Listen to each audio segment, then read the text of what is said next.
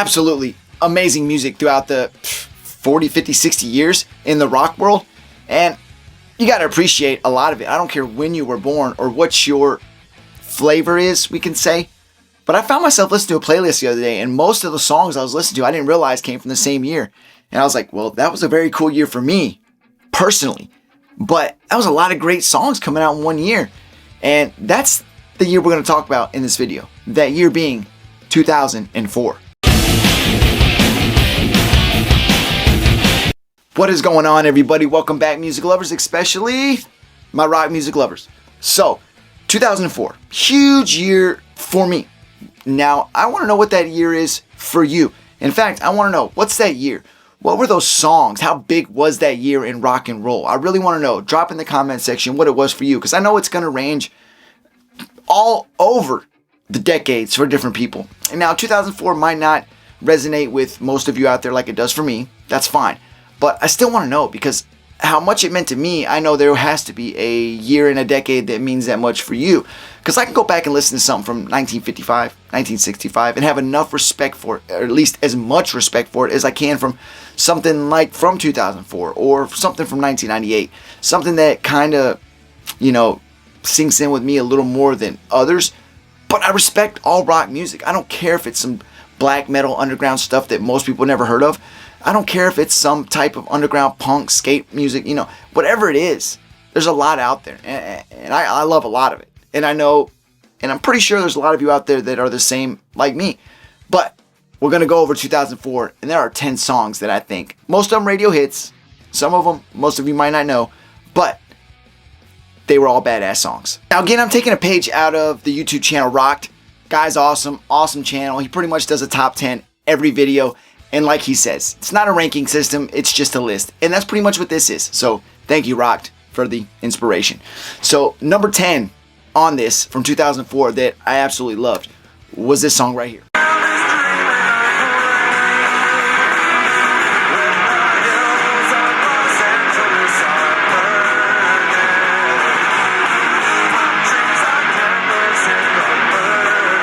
And that was the song Los Angeles is Burning from the Bad Religion. Now, Bad Religion I love Bad Religion. Got into them probably 2 years before this year, around 2002, 2001, when I started getting into high school, listening to a lot of punk music. Now, this was Bad Religion's 13th studio album. 13th. The guys have been doing it for a long time at this point, and they're still doing it, going strong today. Now, Greg Gaffin and Brett Gurewitz are the two primary songwriters for every song on this album. Now, Los Angeles is Burning is a song I got into that year, and me and my buddies, we jammed it. Every day we rode around and jammed Los Angeles is Burning. Now, it's a good album altogether, but that song right there was huge, and it was a big song for them in 2004 because that album primarily was influenced by the Iraq war that was going on huge at that time, and our country we dived deep into that over there in the Middle East, and this song, Los Angeles is Burning, badass song from 2004. All right, now the next one, number 9, is, well, this song meant a lot to me for different reasons, and that's this song right here.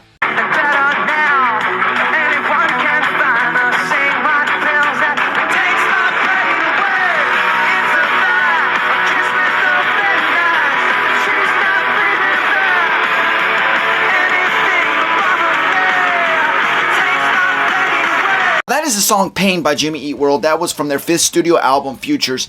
And that is their, second best-selling single ever after their 2001 song, The Middle, which was also a great hit.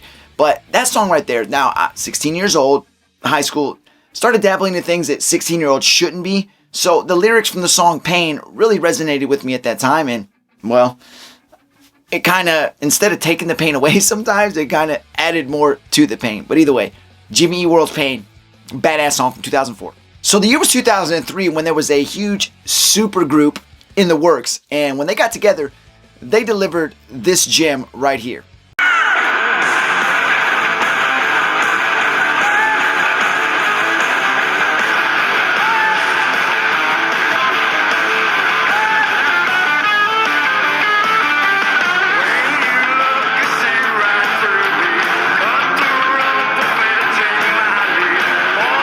was the song Slither by the band Velvet Revolver, 2004, one of the biggest hits of that year.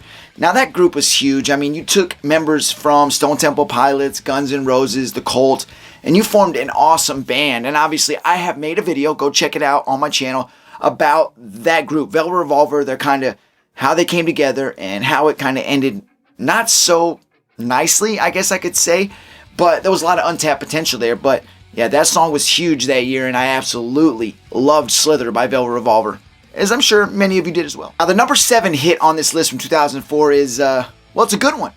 It's this one right here.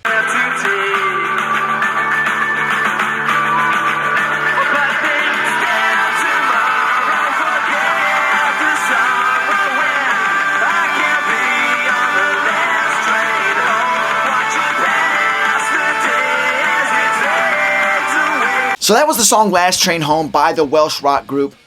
Great band, Lost Prophets, and that was a huge hit that year. That was from their second studio album, Start Something, and that was when the guys were really starting to trend in a positive direction from where they started.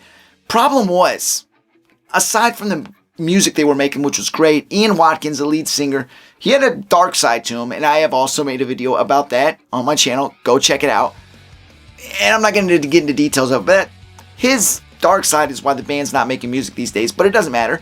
We have that gem from 2004, Last Train Home, and it was a hit. Now the number 6 song on our list is this song right here, and it kind of holds a special place in my heart. Check it out.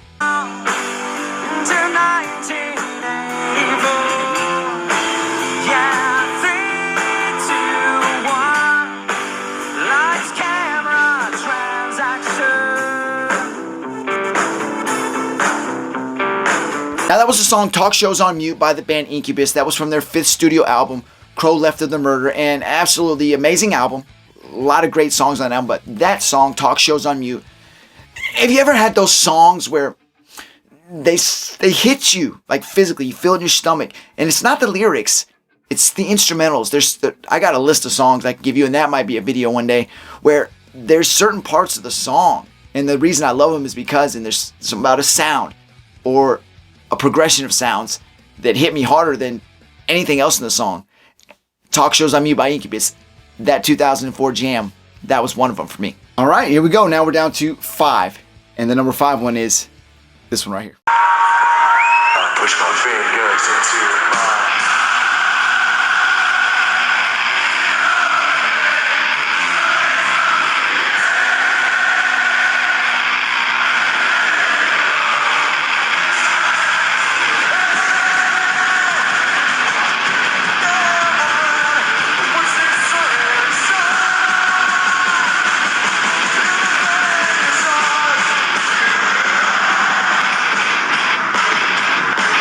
So that was Duality by Slipnot from the Subliminal Versus Volume 3, their 3rd studio album. Absolutely badass song. Now, I'll be honest with you, not a big Slipknot fan, but what I can tell you is I'm a fan of their live shows. A couple of my buddies that were huge Slipknot fans in high school went to a few of their shows. Had an absolute blast. I mean, we killed it all night. It got pretty wild. But I was never able to get fully invested into the band, but a lot of respect for them. Corey Taylor, everything he's ever done, the rest of the guys. In fact, I do have a favorite song by Slipknot, and it's Pulse of the Maggots, and that drumming by Joey Jordison in that song. The dude was freaking phenomenal. And Duality, huge hit in 2004. Great song. All right, now number 4 on the list is this one right here.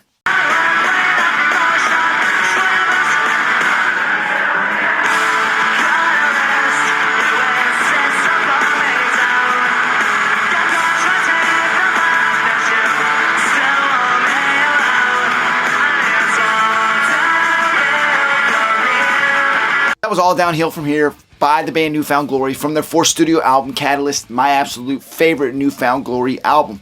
In its entirety, it's an awesome album. Now, New Found Glory for me is one of those bands, and then I'm not saying they're the only one, but every one of their songs makes you feel happy. You know, deep down inside, they're human. They have issues they go through. They have real life problems. They're just like you and me, only they create music. But when you hear their songs, you don't even think they go through the same shit that we do. But we know they do. That's what I love about New Found Glory. That year that this album came out, I saw them with Green Day on Green Day's American Idiot Tour. It was them, Sugar Cult, and Green Day, and it was an absolutely awesome show. I had a blast that night. I love New Found Glory. Loved this song from 2004.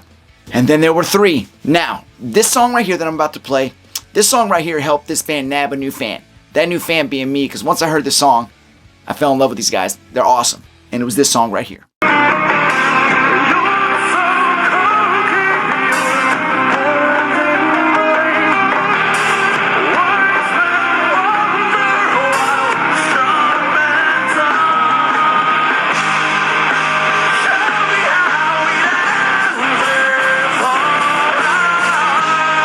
That was the song So Cold by Breaking Benjamin. That was from their second studio album, We Are Not Alone.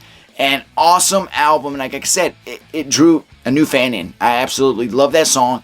I love that album, and everything Breaking Benjamin's done after that, I've absolutely loved it. These guys are great, and a lot of people, well, I don't think they get the credit they deserve. They've done some great music.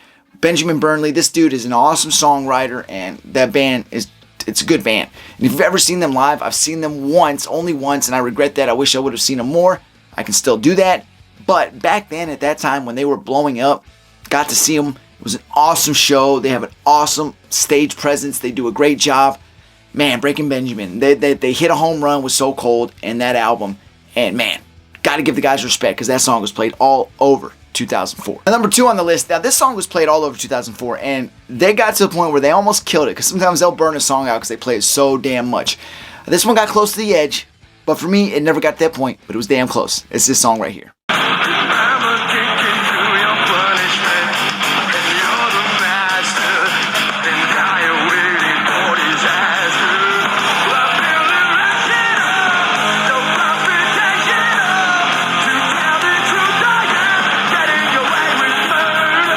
And that was the song Getting Away with Murder by Papa Roach from their album Getting Away with Murder, which came out in 2004. It was their 4th studio album.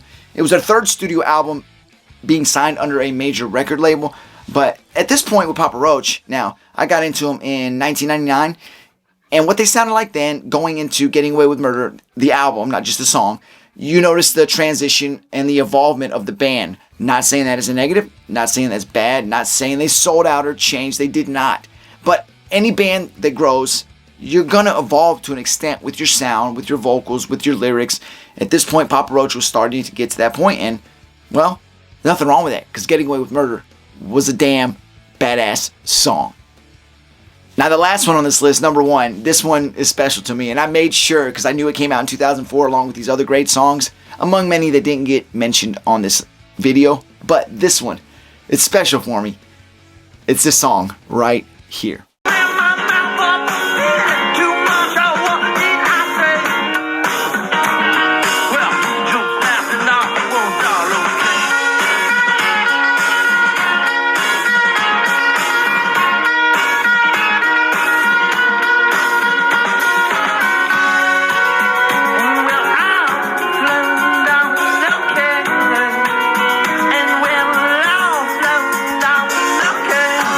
Now that was Float On by Modest Mouse from their 4th studio album, Good News for People Who Love Bad News.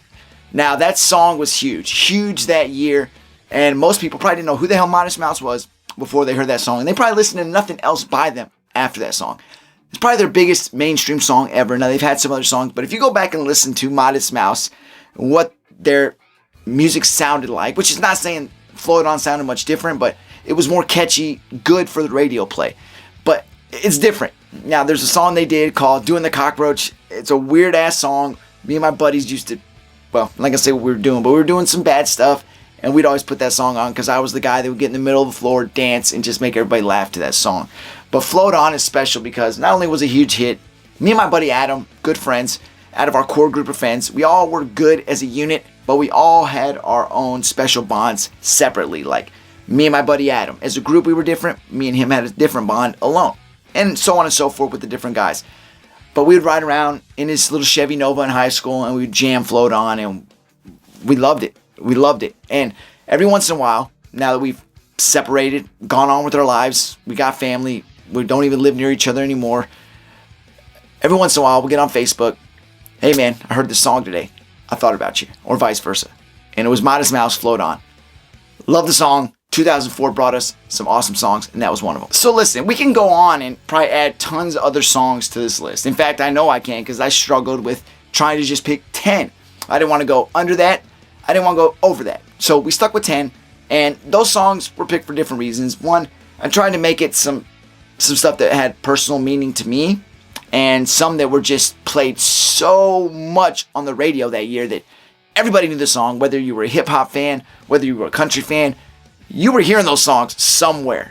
Riding around, somebody's jamming it next to you in their car. You're in the store, and they're playing it on the radio station they play inside a Walmart or Target or something, whatever it was. Those songs were huge that year, and it was a great year for myself. Again, like I said at the beginning of the video, please, what's a year for you? What's a year that had so many amazing songs that it's too many to pick from to say that there wasn't that many great songs that year? I want to know those songs for you. I want to know that year for you. Please drop that in the comment section. And again, thank you for watching. Till next time, go take care of yourself, your friends, your family. Enjoy life. Don't take it too serious. Just serious enough to make it, but not too serious. Till next time, take care of yourself. I'm out.